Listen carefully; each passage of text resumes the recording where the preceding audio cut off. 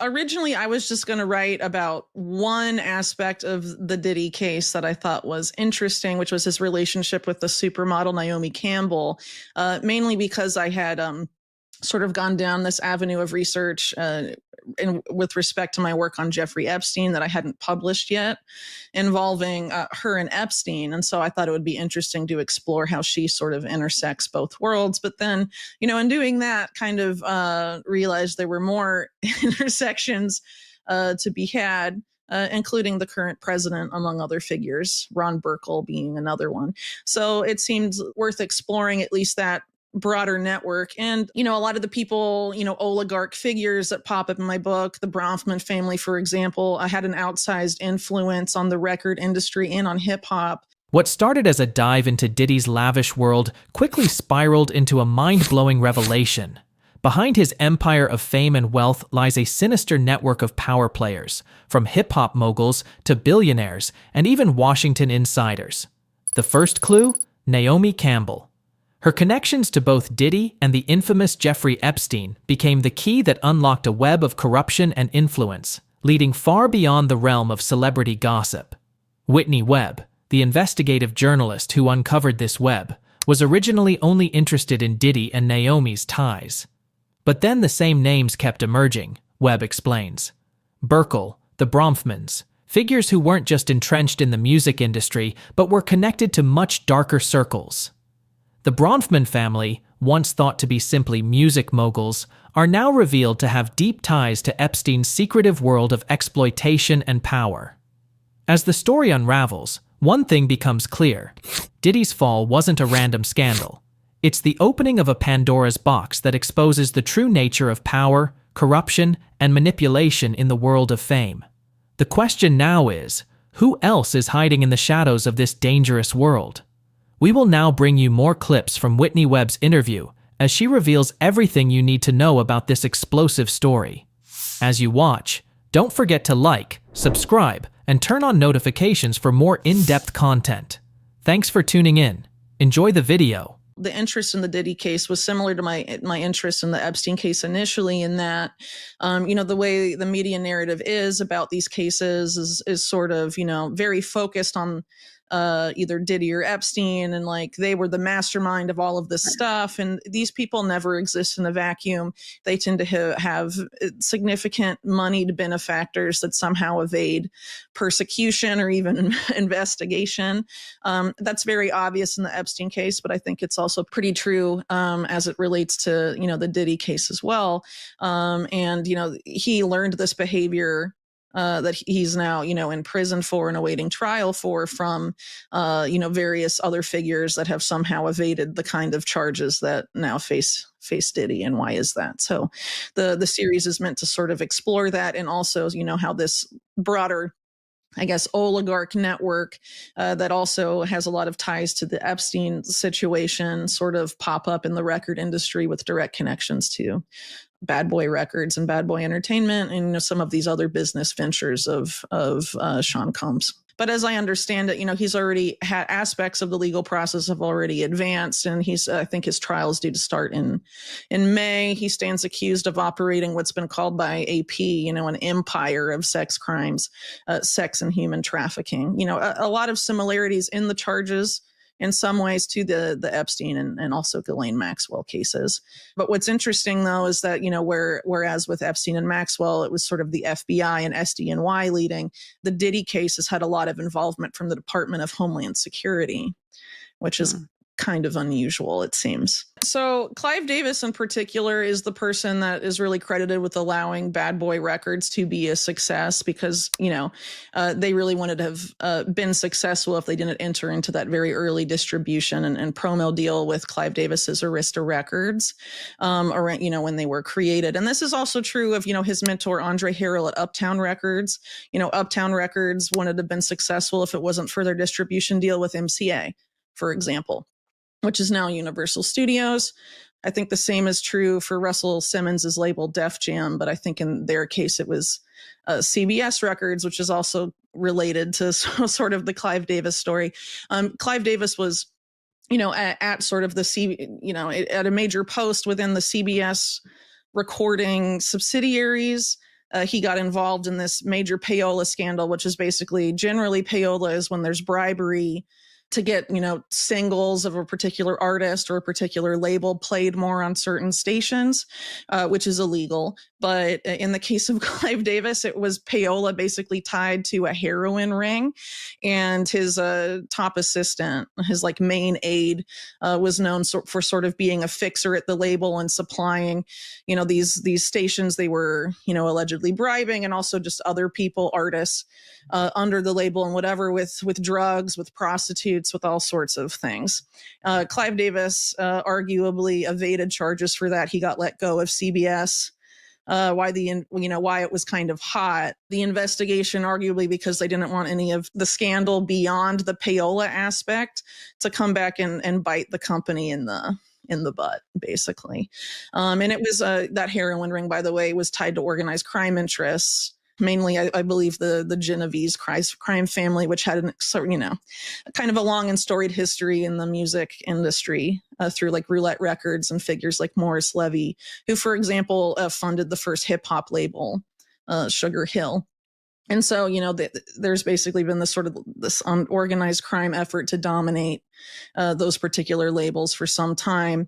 And Davis stands accused of people that were once close to, Combs and later became rivals, like Suge Knight, and also his former bodyguard Gene Deal, of sort of training Diddy in this using drugs and sex to control people. Right. And also allegedly Russell Simmons of Def Jam engaged in that same type of behavior and sort of mentored Diddy in that, because Russell Simmons was obviously important, not just for Diddy, but also for Andre Harrell at Uptown Records. And that's how, Diddy, Sean Combs, first entered the music industry.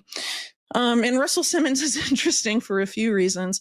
One of the reasons I point out that it hasn't really gotten a lot of coverage is his very early connection in the 1990s. Obviously, Def Jam was successful by then.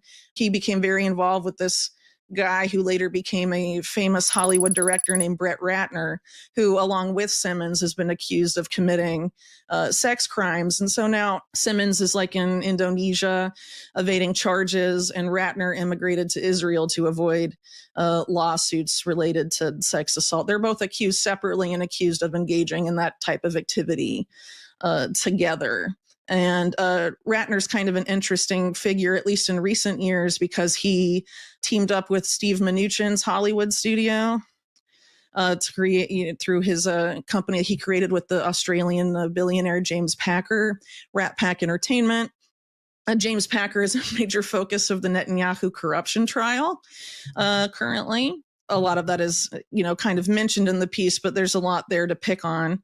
And Ratner was basically offered the opportunity to immigrate to Israel, apparently by Netanyahu, because a week before he did so, he was Netanyahu's guest of honor at the UN alongside Alan Dershowitz, the former Epstein defense lawyer. So quite an interesting array of special guests to have at your UN speech. And Ratner and Packer were actually recently at Mar-a-Lago dining with Musk and Trump. And apparently Ratner is trying to make his Hollywood comeback after being banished, basically because of all the litany of sex assault claims against him. He's directing the new Melania Trump documentary that's supposed to air on Amazon at the end of the year, on which Melania is an executive producer. So Diddy's sex trafficking case isn't just about one mogul. It's about the system that enabled him. Like Epstein, he had powerful backers. Clive Davis, linked to mafia payola schemes, Russell Simmons fleeing assault charges in Indonesia, and Brett Ratner, hiding in Israel after dining with Trump. These kingmakers used drugs, sex, and mob ties to control the industry. Now, as Diddy faces trial, will the real puppet masters finally be exposed, or will they keep pulling strings from the shadows? Diddy's empire exposes music's dirty secret, a web of mob money, CIA ties, and prison industry schemes.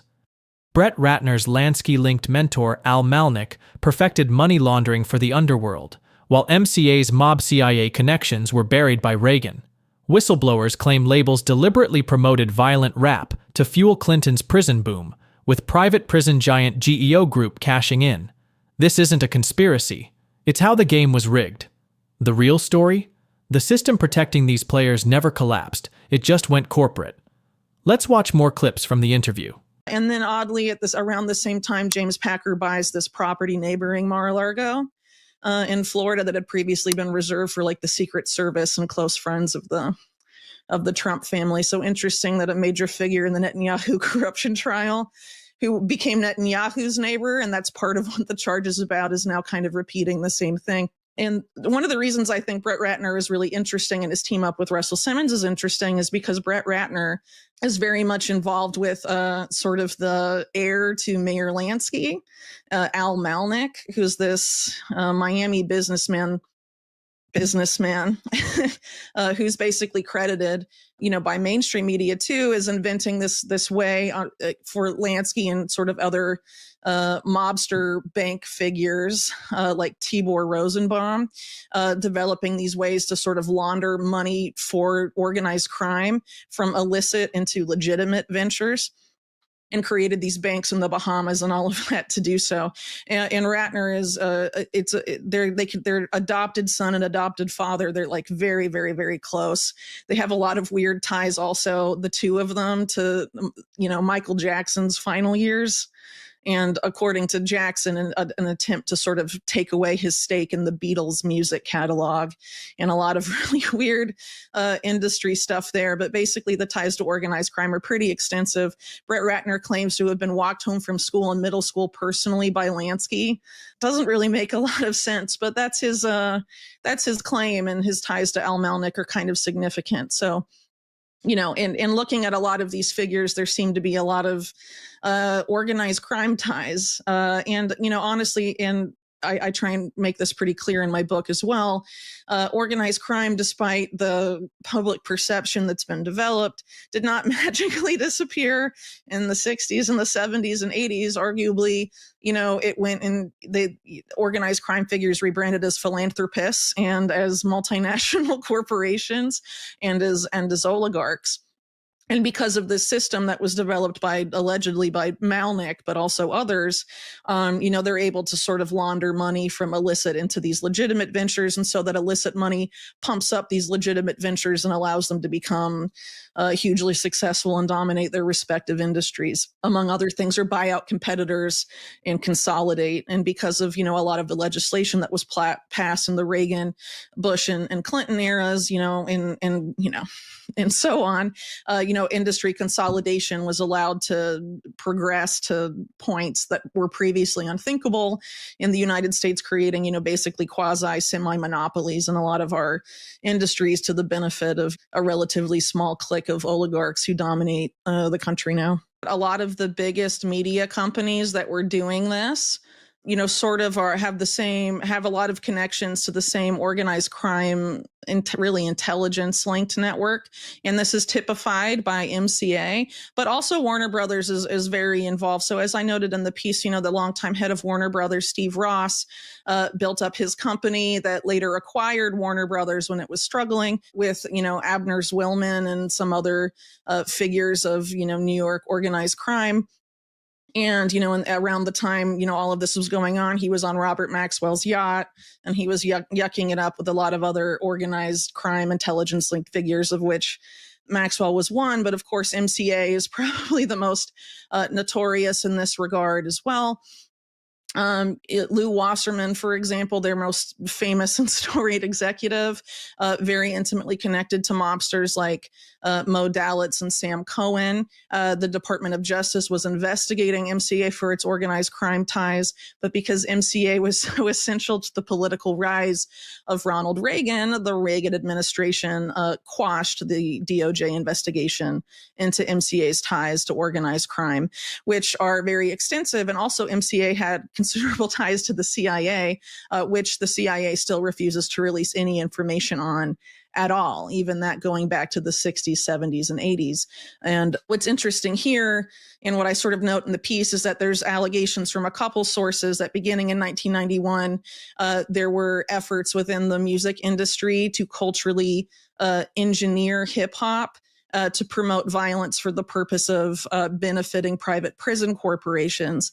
And some of those allegations have been poo-pooed over the years because of a difficulty in finding a direct connection between the music industry and the private prison companies. But MCA was involved in a covert operation called the Promise, that's remembered today as the Promise software scandal during the Reagan administration, that involved organized crime as well, not just intelligence and CIA and Israeli intelligence connections. And one of the main companies that was part of that, along with MCA, was Wackenhut. And so Wackenhut is now the Geo Group, which is the second biggest private prison company. And it was at the time, all of this was allegedly happening in the early 1990s. So there is absolutely important connections there that really should be explored. And one of the allegations by people that have made this claim in the past about this move by record companies specifically is that there were, these private prison companies were going to wait for hip hop to be culturally engineered in the more violent direction before launching IPOs. And Wackenhut's division that ran its private prisons, WCC, waited until the passage of the 1994 Clinton crime bill to have its IPO, oddly enough. And Clinton, as well as Reagan, have very extensive ties to the Wasserman family. The ongoing legal troubles of Sean Diddy Combs have intensified as his infamous freak-off videos, allegedly showing sex trafficking and exploitation, may be shown to a jury during his upcoming trial. The rapper, who was arrested in September 2024 following a sex trafficking investigation, is facing serious charges, including racketeering and sex trafficking. His defense team has been actively attempting to control the narrative, claiming that prosecutors are attempting to pollute the trial with extraneous evidence that could unfairly influence the jury. They argue that introducing prior bad acts would only serve to paint Combs as a bad guy, a tactic often used in high-profile cases to sway public opinion. This situation resonates with themes Whitney Webb frequently discusses regarding power and the manipulation of public perception by elites. Webb argues that powerful figures, like Combs, often wield significant influence over media and legal processes, using their celebrity status to shape the narrative around their actions. By focusing on the public spectacle of Combs' past behaviors, the defense may be attempting to deflect attention from the core accusations. This is not just a legal battle, but one where media and power dynamics play a critical role in the court of public opinion, an area where Webb's observations on systemic power imbalances are highly relevant. As we wrap up, what do you think about the connections between Diddy, Naomi Campbell, and Epstein's network? Could this be just the tip of the iceberg? Let us know your thoughts in the comments below. Share this video and hit the like button. Thanks for watching, and don't forget to subscribe.